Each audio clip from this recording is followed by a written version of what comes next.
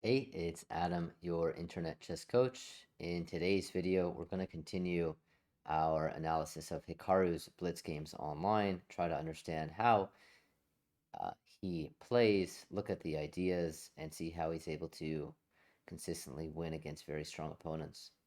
Let's dive in. In this game, to start with, Hikaru is with the block pieces. We'll replay the game and jump into the analysis afterwards. Okay, we have uh, some b3, bishop e2 setup. Moves at the start flying in really fast. Hikaru gets this strong pawn center and solves his opening problems. White not putting too much pressure on the center in the start, but getting a solid position himself. d4 looks like a good move here. Okay, Hikaru keeps the position open, and he uses the d4 square with the knight and avoids the trade with knight takes d5, not letting white recapture. Castles here is what I anticipate by black. Okay, Hikaru goes pawn to h5, heading to play pawn h4, also making f4 move by white a little bit weaker. White taking some time to think here. Maybe white's gonna play for a3, b4. Okay, he goes h3, asking black what is he gonna do.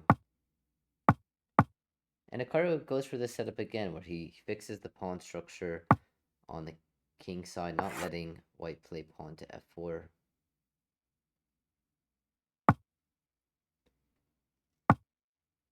Defending, very solid position for black. White, of course, is okay as well. Black has installed a very strong knight in the center, so now Hikaru is trying to reroute the knight to the f4 square, knight g6, knight f4. Is there any way to combat this? He trades his strong knight in the center and is going for some trades. Maybe rook d8 here. Maybe he avoids the trade. If knight takes, we'll take back with which pawn? Carries probably the c pawn.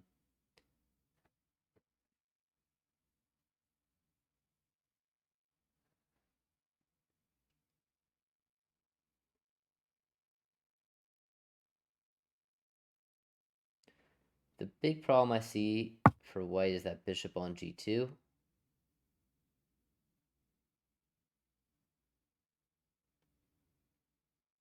It's blocked in. Okay, Hikaru goes for a pawn break. You could take that. Knight e5, you could take that. And be up a pawn. He decides not to take, just to add pressure. This does allow white to restore material equality. But Hikaru targets the pawn now and adds pressure to the knight.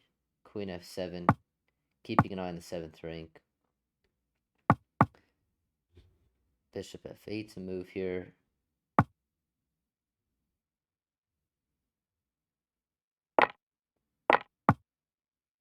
Rook is a little bit under attack.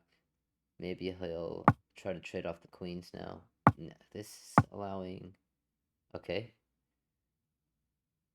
So white's advancing, but his pieces on the king side are still out of play. The pawn on c5 is now hanging. That was a mistake. Rook takes. Now white gets the rook in the game, but it might be too late. I think Hikaru's going to come back to defense with the rook. Just cover some squares. Maybe bishop c8 here, covering the b7 square. He goes for it. Interesting that even after a few days of doing this sort of analysis, starting to find some of the ideas, and a lot of the ideas are heavily based on defensive moves, restricting play. Bishop d6, not okay. So he's covering the b8 square. That's also a really tough move to see. I think the queen is hit with a discovery, so he blocks that. It seems difficult for black to make progress here. What exactly is black's plan? Bishop is hanging. You could play queen d7 here. He goes bishop c7. This does allow rook b7. and I think some tactics here. What's the best idea? Rook. Okay, bishop takes b7. Actually, very difficult to calculate that, and so quickly as well. So bishop takes. Queen is no good. If queen takes, rook can take. Then knight e6. He just takes the knight, eliminates the threat, and this is game over. White resigns. We'll take a slower look at those complications in our analysis.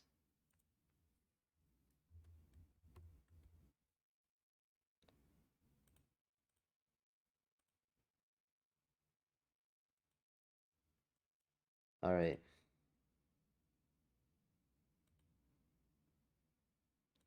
Let's make sure you can actually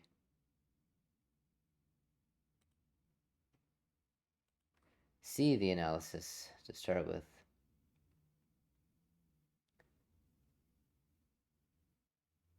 Let's make this a bit smaller, fit the screen properly.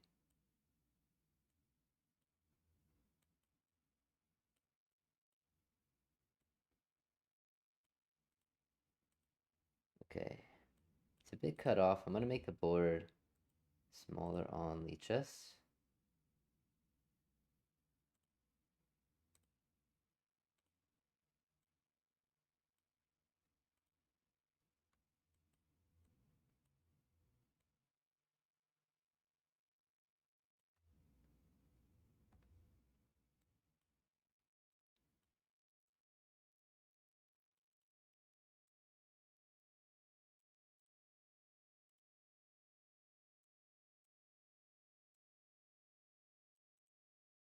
Okay, so let's jump into the analysis. Hikaru with the black pieces. This is game one. We'll turn on the evaluation. Make sure you can see that as well. Knight f3, c5, b3. How does Hikaru deal with these setups? B3. He plays for a strong structure in the center. Now, I was thinking white could go e3 here and play d4. It was just perfectly playable. He doesn't. He goes for c4, also stopping black from playing d5 at some point. G6, knight c3, and we get some middle game position. In this case, black is first to break in the center. Taking, in this case, is possible. And if we get all these trades, the benefit for black is it's going to be difficult for white to ever play e3 or e4 because the pawn is weak on d3. I think white is still completely fine here, but with black's pawn structure and activity with the queen, black is for choice. Okay, pawn to e4 is a very forcing move, attacking the pawn several times in the center, and black has to make a decision. Initially, I was thinking pawn d4, but Hikaru decides to keep the d4 square open for this knight on c6, and decides to take, and jump in with the knight. Knight d5. Hikaru avoids the trade of the knights momentarily. A typical reaction that's incorrect would be taking the knight and allowing white to take back with the c pawn, not only allowing the knight to jump to c4, but this pawn on d5 is actually going to be strength long term. So his reaction to this was to avoid the trade. He could have kept improving in a different way with castles. Knight c6, king to h1. King to h1 maybe prepares some idea of f4, and there's going to be no checks on this diagonal. It's a preventative move of future danger, and it's something strong players do consistently, and why they're so difficult to beat is this defensive play. H5 by Hikaru, trying to open up the H file with H4, maybe H3. Engine says positions roughly equal. White is doing a method to prevent black from opening up lines. If you continue with like let's say rook c1, then after h4, h3 doesn't have the same effect. White is going to play g4, but unfortunately black is going to be first to take and open up the h file. So after h4, h3 takes, black would be just much better. h3 played in the game, so as to meet h4 with g4. And now Hikaru plays g5, which was quite surprising. I thought he could keep the option of playing f5, but his goal here is simply to shut down this bishop on g2, keep it out of the game. Knight to f3, and castles. Queen hits the pawn, and Hikaru defends with f6. His bishop as well blocked in, um, which is a downside to this e5 and g5 structure, but taking the defensive approach is a good decision here. Knight to g1, rerouting the knight. Knight to e7, now challenging the knight. Knight takes, takes. What is white to do here? The knight is headed to the f4 square, and if we go, for example, knight e2, knight g6, bishop a3, rook c8, say rook c1. The question is whether or not the knight will actually come to the f4 square. Maybe you could do a mass trade and get a position. I don't really want to take this because he'll take now with the e-pawn, opening the bishop, but the idea is to take knight f4, and this actually favors white quite a bit. The light squares in the position are very weak for black. So white could have gone for knight e2 immediately. He decides to trade, plays knight e2, rook d8, and doesn't take the knight on d4. Taking the knight on d4 allows black to get a passed pawn on the d file. Now, white does have the potential to create a passed pawn on the queen side as well, so I think this is fully playable, but it is in black's favor. Maybe you could continue with rook c1, bishop f8, if pawn c5, rook c8, pawn b4. You always have b6 undermining the structure, and at the end, this passed d pawn is going to favor black. So queen d1 is played. Retreating move, not improving the position here, but getting out of a threat of knight takes b3, taking advantage of the queen being on the same line, and still holding on to the knight on e2. Hikaru breaks with b5, knight to c3. Hikaru takes, creating a weakness on c4, and white jumps his other knight into d5. The queen moves to b7, not taking the knight again. This opens up the light square bishop, and the pawn is actually quite strong. You could even win a pawn here and be up a pawn, but at the same time, this pawn and bishop is quite active, whereas the bishop on g7 is really stuck at the moment. So queen b7 is played, bishop takes, pawn takes. The position's roughly equal. So trying to understand why black wins this game, we have to go further. Let's make some further moves. Takes, rook moves to safety, bishop comes back, and black does win a pawn now. The rook activates, and there's a lot of pressure on black's king. I think his king is very weak here. It's wide open. Bishop c8 is a very nice move to cover the b7 square. If you play something else, then rook to b7 comes in, and white is getting a lot of activity. Bishop d6, I thought was a very impressive move, stopping rook to b8. Bishop to f1, activating the bishop, preparing to line up the bishop with the queen and king. And quite amazed that black was able to win this game with so much pressure on his position. The king sidesteps any potential tactics. Bishop c4 is met with bishop e6. Now queen a6 can be played again, renewing the threat of rook to b7. Bishop c7 is played here. Sorry, queen a6. Bishop c7 is played, blocking the 7th rank. And after rook b7, bishop c8 picks up material. White thought he was actually out foxing Hikaru in this case, but missed bishop c8. Yeah, kind of a mental shift where in one case it was white who was creating this initiative with bishop c4, and all of a sudden black is the one who flips the script. The knight takes, which is incorrect. Best move was just keeping this strong knight in the center of the board here.